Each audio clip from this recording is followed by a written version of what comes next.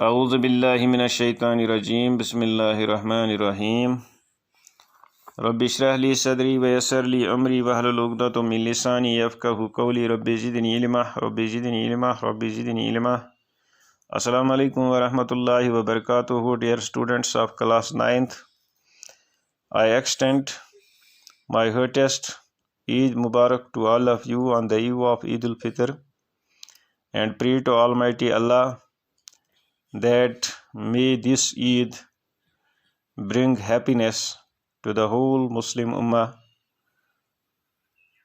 and to you also, and keep us away from the present pandemic that has disturbed the whole world. Now, today we will try to solve the questions in textbook questions of the matter in our surroundings. It's chapter number 1 of chemistry. Page number 102 पे जो सवालात दिए हैं हम उनको हल करने की कोशिश, मैंने यहाँ पे आपके लिए इसके लिए नोट्स भी बनाए हैं और बाद में मैं इसका फ़ोटो भी आपको सेंड करता हूँ। पहला सवाल जो है, विच ऑफ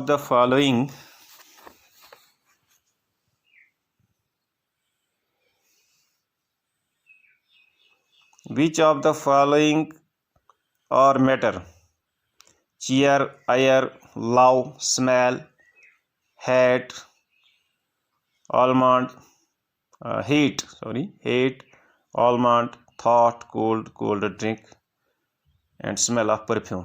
इसमें आपको बताना मैटर कौन कौन सा। हमें पता है कि मैटर वो जो जगह घेरता है और जिसका वजन होता है, तो इसमें जो मैटर है, आंसर है इसका चीयर,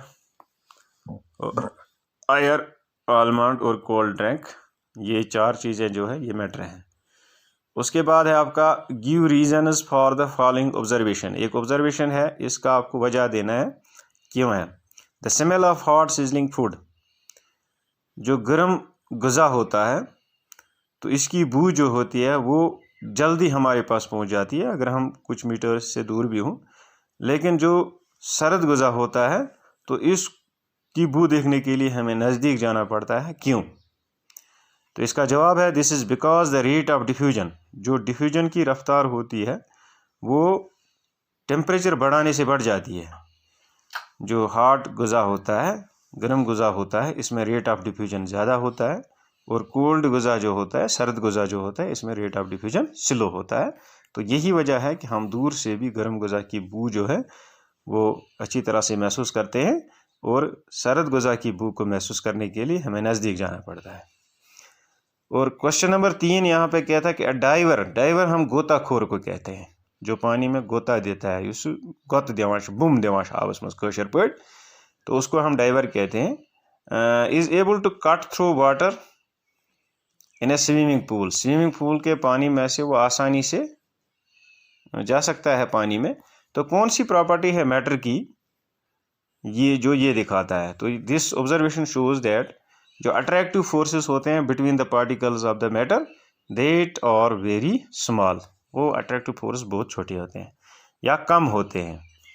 तो उसके बाद जो चौथा सवाल है dear students, that is what are the characteristic particles of the matter. हमने पहले पढ़ा भी है characteristic particles of matter, matter जो पार्टिकल्स का बना होता है, इनकी जो खासियत है वो क्या है। पहले होता है कि हम ये भी कहें they are very very small. दूसरा ये है they have vacant spaces between them, इनके दरमियान जो है खाली जगह होती हैं। They are always in motion, वो हमेशा हरकत में होते हैं। देयर आर अट्रैक्टिव फोर्सेस, और जो पार्टिकल्स ऑफ मैटर जो हैं इनके दरमियान क्या होता है, अट्रैक्टिव फोर्स होता है between the particles of the matter.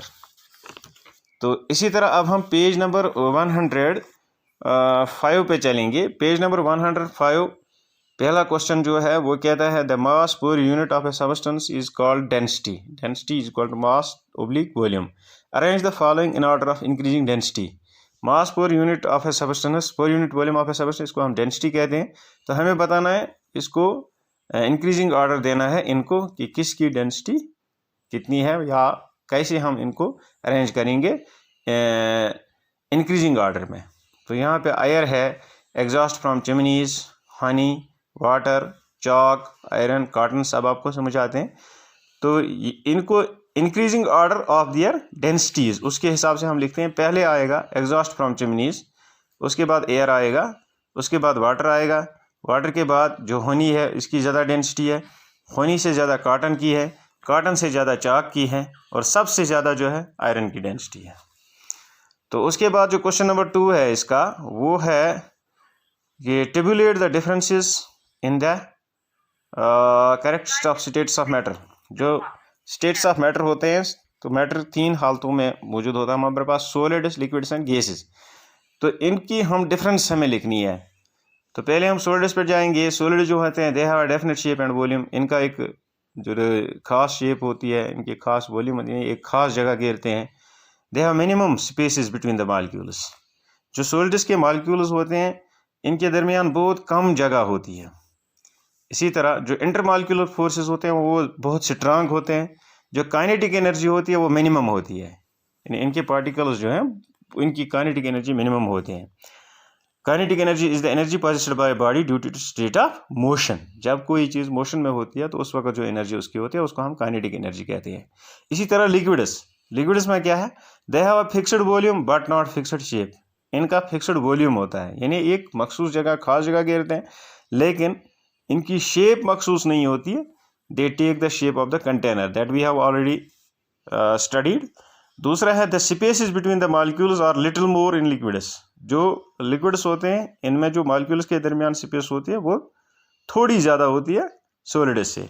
तीसरा है intermolecular forces are less strong, ये उतने स्ट्रांग नहीं होते हैं, यही वजह है कि ये फ्लो करते हैं। और चौथा है the kinetic energy of the molecules is more, solids से ज़्यादा होती है लिक्विड्स में। और इसी तरह गैसेस, पहला है they have neither definite shape nor definite volume. इनका न कोई खास शेप होती है, न कोई इनकी न कोई खास वॉल्यूम होता है और न कोई खास शेप होती है। It goes on changing. Spaces between their molecules जो है वो मैक्सिमम होते हैं, यानी इनके मॉलिक्यूल्स बहुत दूर दूर होते हैं। और तीसरा जो इंटरमॉलिक्यूलर फोर्स होते हैं वो नेग्लिजिबल, ऑलमोस्ट नेग्लिजिबल ना होने के बराबर होते हैं।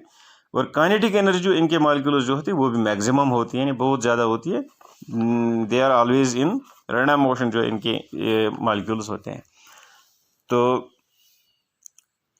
अभी कमेंट अपॉन द फॉलोइंग, इस पर आपको कमेंट करना है कि रिजिडिटी क्या होती है, फिलिंग द गैस, इसी तरह कंप्रेसिबिलिटी क्या होती है, फिलिंग द गैस कंटेनर क्या होता है, इसी तरह शेप क्या होती है, काइनेटिक एनर्जी क्या होती है और डेंसिटी क्या होती है। पहले हम rigidity it is the property by virtue of which a substance retains its shape.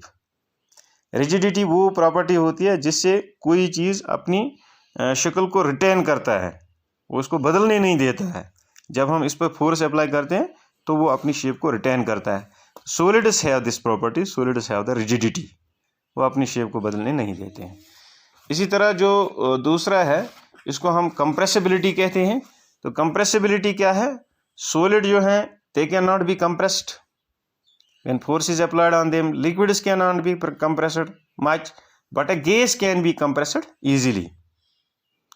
इसी तरह फ्लूइडिटी वो प्रॉपर्टी होती है जिसके ज़रिए जो है molecules of a substance can flow, वो एक पॉइंट से दूसरी पॉइंट तक फ्लो करते हैं, उसको हम फ्लूइडिटी कहते हैं।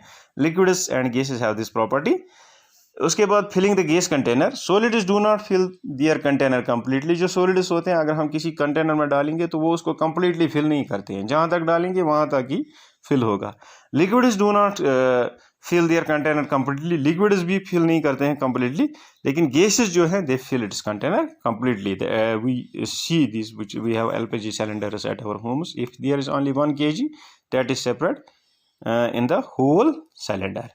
उसके बाद शेप क्या होती है, it's a definite geometrical arrangement. एक ज्योमेट्रिकल अरेंजमेंट होता है जो इस सबस्टेंस के कांस्टेंट पार्टिकल्स होते हैं, तो उन पार्टिकल्स का एक डेफिनेट ज्योमेट्रिकल अरेंजमेंट होता है, उसको हम शेप कहते हैं। काइनेटिक एनर्जी मैंने पहले ही बताया, the energy possessed by particle due to state of motion. जब ये मोशन में होता है तो इसको जो एनर्जी होती है पार्टिकल को, उसको हम काइनेटिक एनर्जी कहते हैं। इसी तरह जो डेंसिटी है the mass per unit volume of a substance is called density, यानी एक चीज का वजन कितना है और वो कितनी जगह घेरता है, तो इसको हम कहते हैं, ये इसकी डेंसिटी है। So I hope dear students you must have understood the answers of these questions and I hope that you will try to remember them and recapitulate them at your home. So stay blessed, stay home. Thanks.